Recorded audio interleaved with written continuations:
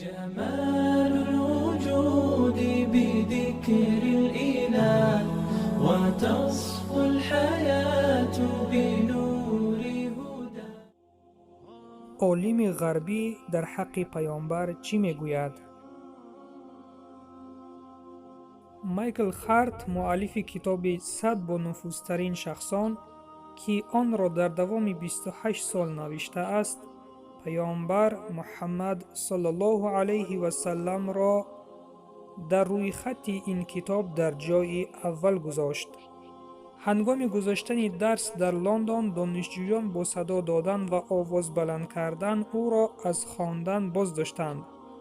آنها شکایت کردند که او در کتاب خود در جای اول پیامبر محمد صلی الله علیه و سلم را مانده است. وی گفت: پیامبر محمد صلی الله علیه و سلم در سال 611 در مکه برخاست و به خلق گفت: من فرستاده خدا هستم. 4 انسان به او باور کردند: دوست نزدیک او، همسر او و 2 جوان.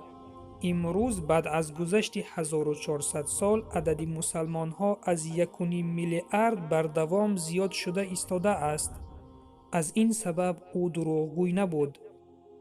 برای آنکه دروغ نمیتواند مدتی 1400 سال دوام بدهد و این چنین یک شخص نمیتواند 1.5 میلیارد نفر را فریب دهد. به یک چیز دیگر توجه بدهید که ناوابسته از گذشت این قدر وقت، میلیون مسلمان حاضر است که جان خود را فدا کند برای کلمه‌ای که بر ضد پیامبر آنها گفته می شود. مایکل خارت به دانشجویان نگاه کرده گفت: اکنون به من بگویید، آیا یگان نصرانی هست که برای عیسی علیه السلام چنین کند؟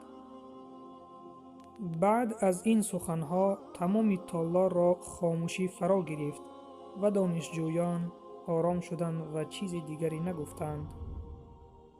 بله برادر و خواهر ایمانیم، پیامبر صلی الله علیه و سلم یکی از بهترین خلق خدا هستند.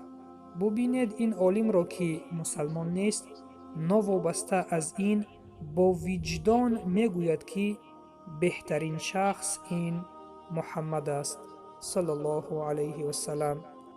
پس ای مؤمنان، بیایید با عملی کردن امرهای پروردگار و پیروی کردن از پیامبر صلی الله علیه و سلم یکی از بهترین امتهای او بگردیم و سلام بر آن شخصانی که راه هدایت را پیش گرفتند.